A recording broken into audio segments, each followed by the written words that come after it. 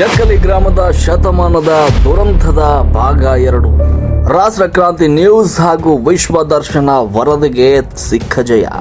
ನಮ್ಮ ತನಿಖಾ ವರದಿಗೆ ಸಂಪೂರ್ಣವಾಗಿ ರೋಣ ತಾಲೂಕು ಆಡಳಿತ ಮಂಡಿ ಊರಿದೆ. ಜಕ್ಕಲಿ ಆಡಳಿತಾಧಿಕಾರಿ ತಪ್ಪೊಪ್ಪಿಕೊಂಡು ತಹಶೀಲ್ದಾರ್ ನಾಗರಾಜ್ ಕೆ ಅವರಿಗೆ ಅಧಿಕೃತ ಲಿಖಿತ ವರದಿಯನ್ನ ಸಲ್ಲಿಸಿದ್ದಾರೆ. ಇನ್ನು ಪವನ ವಿದ್ಯುತ್ ಕಂಪನಿಯ ಅಕ್ರಮ ಈಗ ಇಲಾಖಾ ದಾಖಲೆಯಲ್ಲೇ ಸಾಬೀತಾಗಿದೆ. ಸೇತುವೆ ನಿರ್ಮಿಸುತ್ತಿದ್ರೆ ಚುನಾವಣಾ ಬಹಿಷ್ಕಾರದ ಎಚ್ಚರಿಕೆ ಕೂಡ ವ್ಯಕ್ತವಾಗಿದೆ.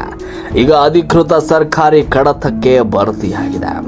ರಾಷ್ಟ್ರ ಕ್ರಾಂತಿ ನ್ಯೂಸ್ ಹಾಗೂ ವಿಶ್ವ ದರ್ಶನ ದಿನಪತ್ರಿಕೆಯ ತೀಕ್ಷ್ಣ ವರದಿಯ ಬೆನ್ನಲ್ಲೇ ಇಡೀ ರೋಣ ತಾಲೂಕು ಆಡಳಿತ ಗಡಗಡ ನಡುಗಿದೆ.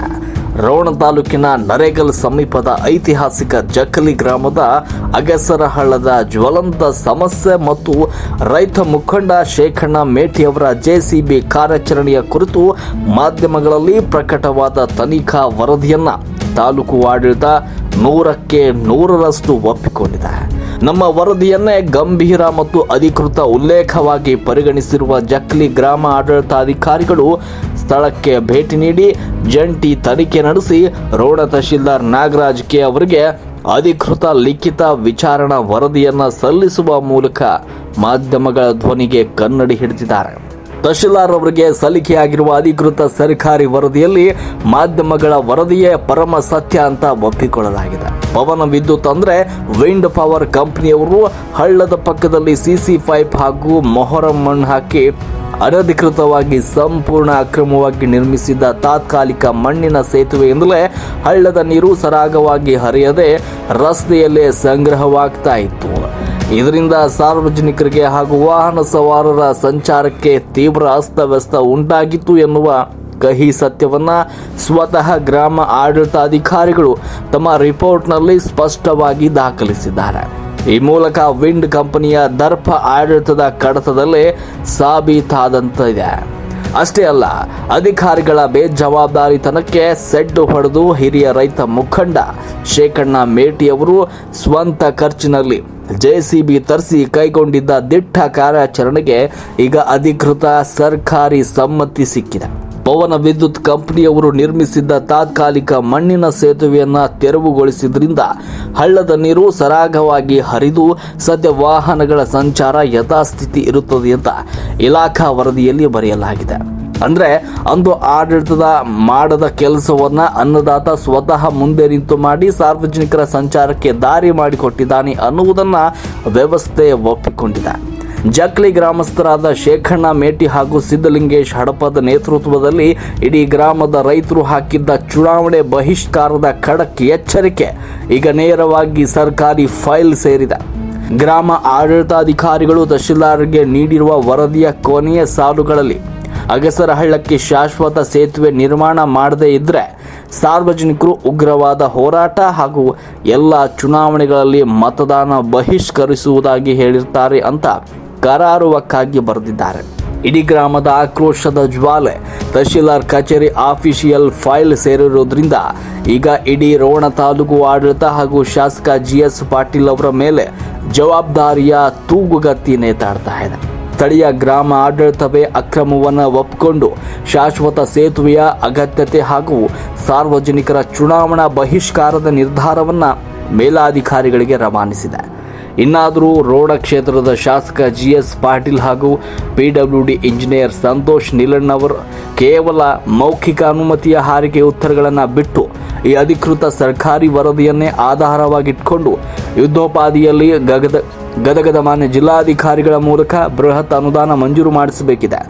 ಒಂದು ವೇಳೆ ಇಷ್ಟೆಲ್ಲ ಅಧಿಕೃತ ದಾಖಲೆಗಳು ಸಲ್ಲಿಕೆಯಾದ ಮೇಲೂ ಸೇತುವೆ ಕಾಮಗಾರಿ ಆರಂಭವಾಗದೇ ಇದ್ರೆ ಇಡೀ ಜಕ್ಕಲಿ ಗ್ರಾಮದ ಅನ್ನದಾತರು ಹಮ್ಮಿಕೊಳ್ಳಲಿರುವ ಉಗ್ರ ಹೋರಾಟಕ್ಕೆ ರೋಣ ತಾಲೂಕು ಆಡಳಿತವೇ ನೇರ ಹೊಣೆಯಾಗಬೇಕಾಗುತ್ತೆ. ರಾಷ್ಟ್ರ ಕ್ರಾಂತಿ ನ್ಯೂಸ್ ನಾವು ನಿಮ್ಮೊಂದಿಗೆ ಮತ್ತೆ ನಿಮ್ಮ ಭೇಟಿ ಮುಂದಿನ ಭಾಗದಲ್ಲಿ. ಅಲ್ಲಿ ತನಕ ನೋಡ್ತಾ ಇರಿ ನಿಮ್ಮ ರಾಷ್ಟ್ರ ಕ್ರಾಂತಿ ನ್ಯೂಸ್. ಯಜಮಾನ್ರ ನಮಸ್ಕಾರ. ಈ ಸಮಸ್ಯೆ ಎಷ್ಟು ವರ್ಷದಿಂದ ಇರಿ ಇದೀಗ? ಈಗ 4 ವರ್ಷದಿಂದ ಐತ್ರಿ. ಹಾಂ ರೀ. ಆಮೇಲೆ ಇದು ನಾವು ಯಾರು MLA ಹತ್ರ ಹೇಳಿದ್ರು ಕೇಳಿದ್ರು, MP ಹತ್ರ ಕೇಳಿ ಹೇಳಿದ್ರು, ಯಾರು PWD ಅವರು ತೊಗೊಂಡ್ರು ಸೆಕ್ಷನ್ನ ತಹಸೀಲ್ದಾರ್ ತಗೊಂಡ್ರು. ಇವತ್ತು ತಹಸೀಲ್ದಾರ್ ಬಂದಿದ್ರು. ನಾನು ಹಾಳು ಮಗನ್ ಮಾಡಿದ್ರು ಏನೋ ಗೊತ್ತಿಲ್ಲ. ಯಾಕ್ರಿ ಅಂತನೂ ಅಂದಿಲ್ಲ, ಏನೋ ಅಂದಿಲ್ಲ. ಬೆಳಗ್ಗೆ ಬಂದಿದ್ರಿ ಏನ್ರಿ ತಹಶೀಲ್ದಾರ್? 11 ಗಂಟೆಗೆ. ಯಾಕ್ರಿ ಅಂತನಿಲ್ಲ, ಏನೂ ಅಂದಿಲ್ಲ. ನಮಸ್ಕಾರ ಅಂದ್ರೆ ಒಳ್ಳೆ ನಮಗೆ ನಮಸ್ಕಾರನೂ ಮಾಡಲಿಲ್ಲ. ಅವರೇ ನಮ್ಮ ತಕರಾರು ಆಯ್ತು. ನೀ ಯಾರು ಹೋಗೋ ಅಂದೋ, ನೀನು ಯಾರು ಹೋಗೋ ಅಂತ ನಾನು ಒಂದು ಟೆಕ್ಸ್ಟೈಲ್ ಅಂದಿನಿ. ಈ ರೀತಿ ರೈತರು ಕೂಡ ನಡ್ಕೊಂತ ನಾವು ತಹಸೀಲ್ದಾರ ಅವು ಬೇಚಾಗ ನೀವು ಹೇಳ್ಬೇಕು. ಅಲ್ರಿ, ಈಗ ಸೇತುವೆ ಮಾಡೋ ಕುರಿತು ಏನು ಭರವಸೆ ನೀಡಿ ಹೋದ್ರಿ ಇವರು? ಏನು ಭರವಸೆ ಇಲ್ರಿ. ನಮ್ಮ ಕೂಡ ಜಗಾಡಿ ಹೋಗ್ಬಿಟ್ರಿ. ಒಟ್ಟ ಅನ್ಲಿಲ್ಲ, ಹ್ಞೂ ಅನ್ಲಿಲ್ಲ. ಮತ್ತೆ ಈಗ ಹೌದು, ಅಧಿಕಾರಿಗಳು ರೈತರ ಅಳಲನ್ನ ಕೇಳಿಲ್ಲ ಅಂತಂದ್ರ ಇದೊಂದು ದೊಡ್ಡ ದುರಂತ. ಈಗ ನಾವು ಅವರು ನ್ಯೂಸ್ ಹೇಳ್ಬೇಕ್ರಿ. ಅವರು PW ಅವ್ರು ಬಂದಿದ್ರು. ಎಷ್ಟೋ ಕೋಟಿ ಸ್ಯಾಂಕ್ಷನ್ ಆಗೈತೆ ಅಂತ ಹೇಳಿದಾರ. ಅದು ಎಷ್ಟು ಮಟ್ಟಿಗೆ ಕರೆ ಹೊತ್ತೋ ಸುಳ್ಳೈತೆ ಅವ್ರಿಗೆ ಗೊತ್ತು. ನಮ್ಗೆ ಹೆಂಗೆ ಗೊತ್ತಾಗ್ತಾರೆ ರೈತರಿಗೆ? ಇದು ಪ್ರತಿ ವರ್ಷ ಇದೇ ಸಮಸ್ಯೆ. ಪ್ರತಿ ವರ್ಷ ಇದೈತಿ.